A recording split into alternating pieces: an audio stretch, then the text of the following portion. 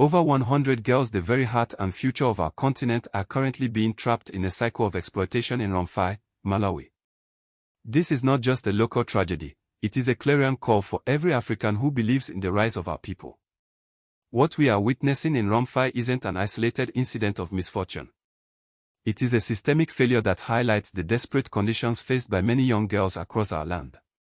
Today, we are diving deep into this harrowing report from the Nyasa Times, analyzing why this is happening, who is fighting to stop it, and what it means for the Pan-African movement toward a stronger, more protected future for our daughters.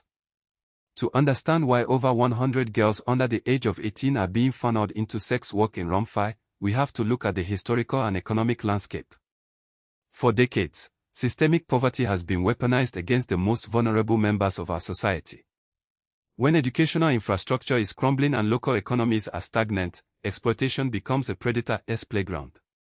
In many rural areas, the lack of viable economic opportunities for families means that girls are often viewed tragically as commodities rather than as scholars, leaders, and mothers-in-waiting. We must recognize that this is the direct result of decades of underinvestment in rural infrastructure and the failure to provide a safety net that protects our girls from the predatory eyes of traffickers. The reports coming out of Rumphi are chilling. Advocates and stakeholders have flagged this as an emergency because it signifies a breakdown in local protection. When over 100 children are involved, it indicates a network, a system that is being allowed to persist. It is a theft of their potential. Every girl lost to this trade is one less doctor, one less engineer, and one less leader for the African continent. Like this video help more Africans see this story. Now, let us look at who is on the front lines. We have local campaigners and stakeholders meeting to address these specific numbers. These are the heroes of our narrative, the grassroots warriors fighting against the tide of exploitation. However, they are often under-resourced.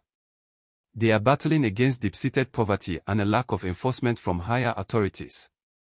The tension here lies between those who want to provide immediate rescue and those who recognize that without structural reform, better schools, better roads, and real economic opportunities for families in Rumphi, the cycle will simply continue with new faces. This brings us to the core of our Pan-African analysis. Why does this matter to someone in Lagos, Nairobi, or Johannesburg? Because it matters, because a united Africa cannot rise if its daughters are being sold for pieces. The Africa Rising narrative is not just about skyscrapers and tech hubs, it is about the sovereignty of our people over their own bodies and futures. When we see these girls trapped in Rumphi, we are seeing a failure of protection that requires a Pan-African response. We need to move beyond local solutions toward continental standards for child protection and economic empowerment. If we want an Africa that is truly independent from the influence of outside powers who profit from our instability, we must fortify our internal structures. We must ensure that no girl in any corner of the continent from Rumphi to Cape Town is forced into labor or sex work because her family is hungry. This is about reclaiming our narrative. It is about ensuring that the Africa of the future is an Africa where every child is a priority. What does this mean for our future? It means we must demand more from our leaders. We need a commitment to local development that makes exploitation impossible. We need a shift toward economic models that empower rural communities so they don't have to turn to desperate measures. The fight in Rumphi is a microcosm of the struggle for African dignity. Subscribe for honest, Pan-African analysis you won't find on CNN or BBC. We are here to tell the truth about our continent, the struggles, the victories, and the road ahead. Check out this next video where we discuss how African nations can reclaim their economic sovereignty from Western-led debt structures. The fight for our girls is part of that larger fight for our freedom.